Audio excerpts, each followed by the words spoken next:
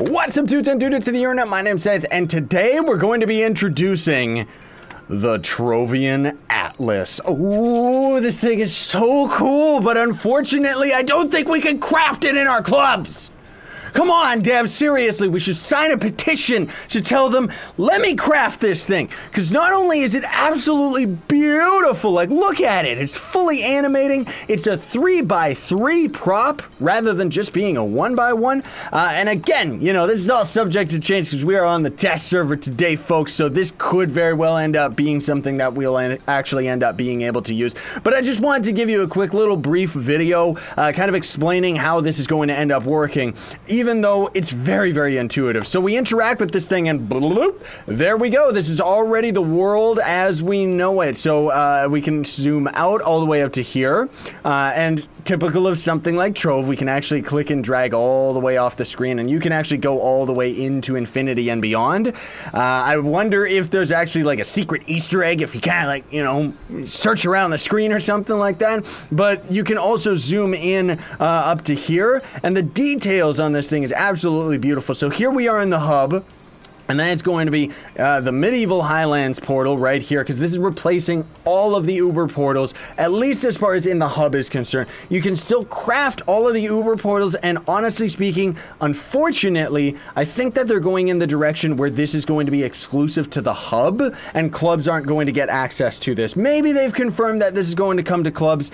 It should, because it's very, very awesome, and honestly speaking, I don't come to the hub. The hub sucks. Like, I'm sorry. So then we've got, you know, permafrost right here, the cursed veil right here, and you're gonna also see like the power rank requirement and the suggested level. The suggested level is pretty much the recommended, like, guaranteed you're going to not get experience level, right? So we got Desert Frontier, you know, Fey Forest, U1, and then Kandoria, U2, and then suddenly it spikes off over here to the first U3 water world, right? So they also have nice little descriptions, so you can press E to travel to this adventure world covered in ocean for all your safaring needs.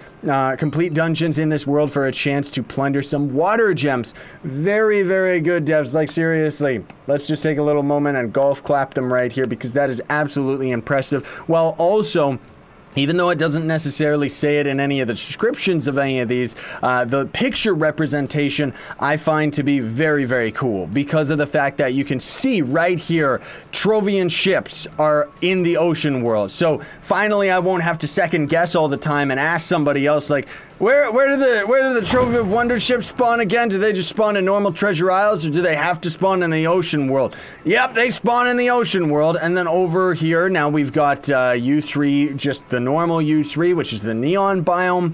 Then we've got the new Jurassic, so it's gonna be Uber 4. And then that's gonna spike out up here to the Cursed Skylands. Now, Cursed Skylands doesn't really have that much going for it, honestly, but at least it does say, you know, adventure world, press E to enter this adventure world and traverse an archipelago of islands floating, I probably said that horribly, in the sky atop your flying mount. Complete, okay, that description is kind of awful, unfortunately. It should say that it's just floating islands. That would be a much better description instead of trying to confuse people. But anyways, if we come down here, the Dragonfire Peaks, that one looks beautiful. And the little Trovian enemies and stuff, it's such cool details. And then down here, we've got U6. So it's kind of showing that it's a little bit of a desert blending with highlands, because this is where things start to get, you know, where all of the biomes start to actually combine. And then we've also got the fire world up here, you know, the volcanic, and then also it gives a nice little hint that this boat right here, which most players aren't going to know, of course, but that this boat is actually immune to fire. I think it would have been cool if they ended up having some of the Trove of Wonder birds and stuff like that. That could have been really cool. So U7 is gonna be just the same old thing. But see, even then, it says an amalgam of many lands coalesced in the aftermath of the sundering. Like, seriously, get over yourselves and just say that it's all biomes. Then we've also got right down here just U8 and then U9 finally, last but not least. Not sure where the normal, just generic sky portal is. No idea. Like, I'm guessing that's something you're still gonna have to craft into your club world, but it's not here. Like, it's not anywhere, and we'll get into this down here in a minute. But then we've got the Everdark right here, so bring Class Gem keys or Shaper stars to the Shadow Colosseums to further hone your power. Oh, thank you for having a proper description of that. That is absolutely beautiful. And then, of course, just the U9 Everdark as well. And more interestingly than that, I wish that they would change this bubble at the top of the Shadow Tower, because it looks like it's something that you could click on. I know that it's supposed to be like a moon or something like that, but still, it just doesn't really make that much sense, does it? But the fact of the matter is that you could go into here, and then there's a whole other Shadow Tower lobby and stuff like that, but I'll have another video that's gonna highlight all of that, because for today, I most of all just wanted to show you this beauty right here. Kind of give you a little bit of a description as to how the different worlds end up working and stuff like that. With, like, for example, this one being the gross orange one that just is full of Kool-Aid and stuff like that. But in any case, folks, really excited about this one. I think it's going to be a lot better for new starting players. It's going to be a lot more accessible, especially for console players too, where you're going to be able to just use your joystick to go through all this stuff. Now, one thing that I don't particularly, like, I'm not particularly fond of the fact that it doesn't actually have, like, a little bit of a description or maybe even letters inside these.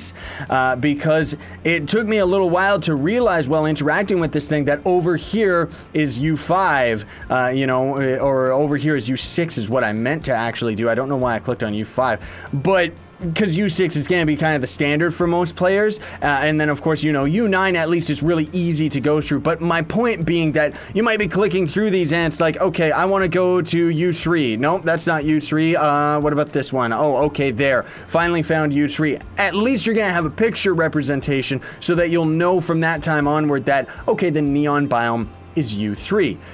But again, I just wish that they would have had like a little bit of a number indicator or something like that. But in any case, folks, this video is mostly just about getting hype. All this stuff is on the test server right now, so you can actually check it out for yourselves. But the test servers are only open till Wednesday, so I'll try to get this video out before then, hopefully. But in any case, it's absolutely awesome.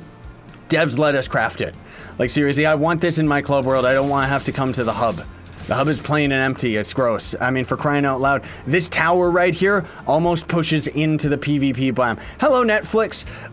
But you can also see, too, that the tower here at the hub has completely been overhauled into, like, a giant Trove angel pixel art character thing, right? That doesn't really make that much sense. I guess it's supposed to be like a sun goddess or something, because whenever Trove does decide to end up adding more roleplay and story elements to the game, it's going to be kind of the sun versus the moon. It's an old native story, I know, because, you know, I am part, like, Native American, or Native Canadian, I guess I would say, right? I don't know the political term for that, but in any case, it's a very old story, it's a very cool one, and it's gonna be cool when they end up actually adding it to the game. In any case, thank you so much for watching, very much appreciate it. Don't forget to like, share, favorite, and subscribe for more daily content. Sayonara, and stay epic, everybody.